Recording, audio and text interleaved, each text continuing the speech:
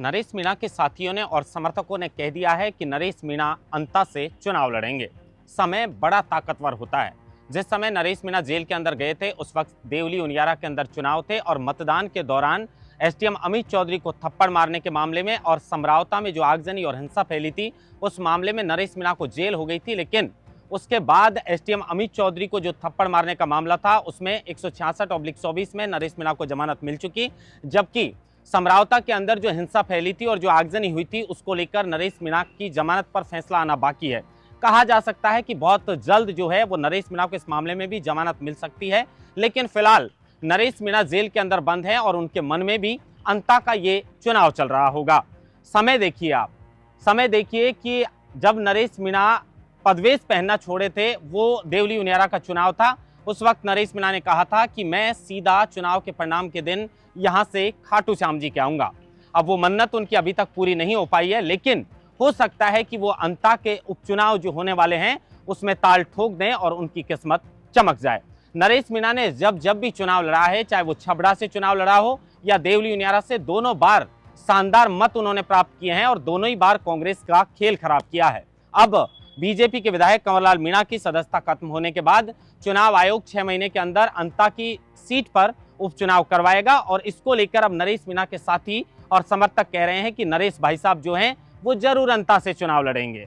और अगर ऐसा हुआ तो नरेश मीणा की किस्मत चमक सकती है, क्योंकि नरेश मीणा खुद 12 जिले से आते हैं। 12 जिले की छबड़ा सीट से वो पहले चुनाव लड़ चुके हैं और ये सीट पर भी बड़ा रोचक मुकाबला देखने को मिल सकता है, क्योंकि यहाँ से कांग्रेस के प्रत्याशी प्रमोद जैन भाया, जिनके और नरेश मीणा के 36 का आंकड़ा है, और प्रमोद जैन भाया को चुनाव हराकर जो है वो बीजेपी के विधायक बने थे कंवरलाल मीणा। लेकिन आज से लगभग 20 वर्ष पहले के एक पुराने मामले में वो कहते हैं ना कि अतीत कभी किसी का पीछा नहीं छोड़ता। आपने जो भी किया है, अच्छा किया है तो अच्छा मिलेगा, बुरा किया है तो बुरा मिलेगा। आज से 20 साल पुराने आपराधिक मामले में उन्हें 3 साल की सजा सुनाई गई। कुछ समय लगा, लेकिन उसके बाद विधानसभा अध्यक्ष ने एजी की रिपोर्ट आने के बाद यह फैसला लेते हुए उनकी सदस्यता को रद्द कर दिया और उसके बाद यह तय हो गया कि आने वाले 6 महीने के अंदर अंता में उपचुनाव होगा।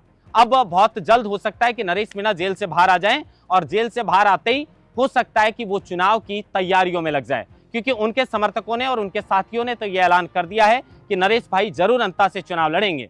अब देखिए आप, जिस तरीके से वो जेल के अंदर गए थे, आगजनी और हिंसा का जो मामला हुआ था उसमें फिलहाल फैसला जमानत का आना बाकी है। लेकिन एसडीएम अमित चौधरी को थप्पड़ मारने के मामले में कहीं ना कहीं नरेश मीणा को जो है वो भले ही 6.5 महीने का समय लगा हो, लेकिन जमानत मिल चुकी है। उसके बाद साथी काफी खुश हैं, समर्थक काफी खुश हैं कि भले एक लंबा वक्त लगा हो, लेकिन उसके बाद नरेश मीणा को कम से कम एक मामले में जमानत मिल चुकी है। अब इस तरह के कयास लगाए जा रहे हैं कि नरेश मीणा जैसे ही जेल से छूटेंगे वो अंता के चुनाव की तैयारियों में लग जाएंगे।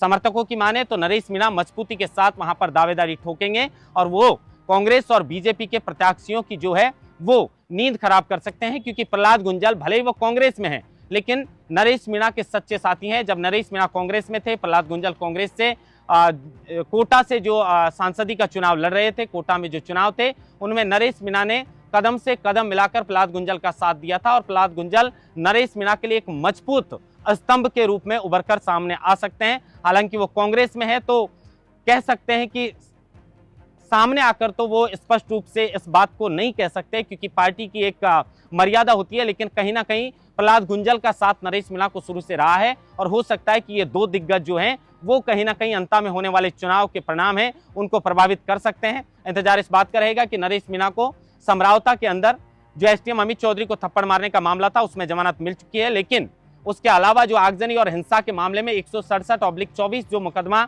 नगर फोर्ट थाने के अंदर दर्ज हुआ था उसको लेकर कब नरेश मीणा को जमानत मिलती है, कब वो बाहर आते हैं और आकर क्या नरेश मीणा ये बड़ा ऐलान करने वाले हैं कि मैं अंता में होने वाले चुनाव में दावेदारी ठोकूंगा। और अगर ऐसा हुआ तो अंता की जो सीट है वहां पर इस उपचुनाव के दौरान बड़ा रोचक मुकाबला देखने को मिल सकता है। महेंद्र मास्टर, लोकमत हिंदी, जयपुर।